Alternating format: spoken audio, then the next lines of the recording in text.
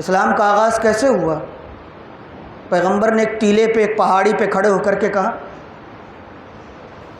تم اللہ کو چھوڑ کر کے اپنی بنائی ہوئی چیزوں کی عبادت کرتے ہو، یہ بھی نہیں سوچتے ہو کہ بنانے والا افضل ہے یا بننے والا افضل ہے؟ اتنی تمہاری عقل کام نہیں کرتی؟ آؤ میں تمہیں ایک ایسے خدا کا پتہ بتاتا ہوں جو تمہارے دل میں موجود ہے، تمہاری فطرت میں ہے، مگر تم اظہار نہیں کر پاتے، تم بھٹک گئے ہو۔ قولوا لا الہ الا اللہ تفلحوا، کہو کوئی معبود نہیں ہے سوائے اللہ کے، کامیاب ہو جاؤ گے۔ یہ اسلام کا آغاز۔ بتائیے کہاں ڈنڈا ہے، کہاں لاٹھی ہے، کہاں خوریزی ہے، کہاں تلوار ہے؟ یہی وہ بہت ہی سادہ سی پیغمبر کی آواز تھی کہ اس کے اندر اتنی ہمدردی تھی، اتنی دلسوزی تھی، اس کا دامن اتنا وسیع تھا، اتنا بے تکلف تھا کہ جتنے دبے کچلے اس مشرکین مکہ میں غلامی کر رہے تھے، سب سے پہلے وہ کھنچتے ہوئے پیغمبر کی طرف چلے آئے۔ انہوں نے اپنی فطرت کی آواز محسوس کی۔ کیوں؟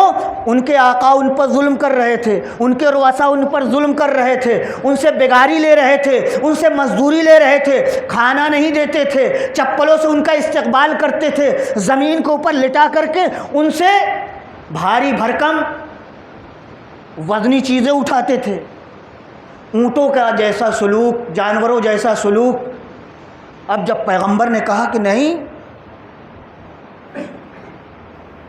نہ عرب کو عجم پر فضیلت ہے، نہ عجم کو عرب پر فضیلت ہے، سب برابر ہیں، سب برابر ہیں، تو یہ آواز نئی سی لگی۔ جہاں کے اوپر جن کے پاس پیسہ ہوتا تھا وہ غریبوں کو ستاتے تھے، ہر قسم کا کام لیتے تھے، توہین الگ کرتے تھے، اور جب جی چاہتا تھا قتل کر دیتے تھے۔ جب جی چاہتا تھا، کوئی کچھ نہیں کہہ سکتا تھا۔ ایسے میں اسلام آیا، ایسے میں پیغمبر کی ندا لا الہ الا اللہ گونجی مکے میں۔ کس نے لبیک کہا؟ جتنے پیسے والے تھے سب گھر بیٹھے رہے۔ کیوں؟ اس لیے کہ ان کو ضرورت نہیں تھی۔ آج بھی دولت کا مزاج یہی ہے اور آئندہ بھی یہی رہے گا۔ بہت توجہ چاہوں گا۔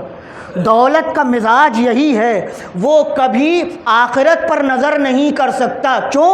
اس لیے کہ وہ دیکھ رہا ہے کہ اس کے پاس روٹی مہیا ہے، وہ بھوکا نہیں ہے۔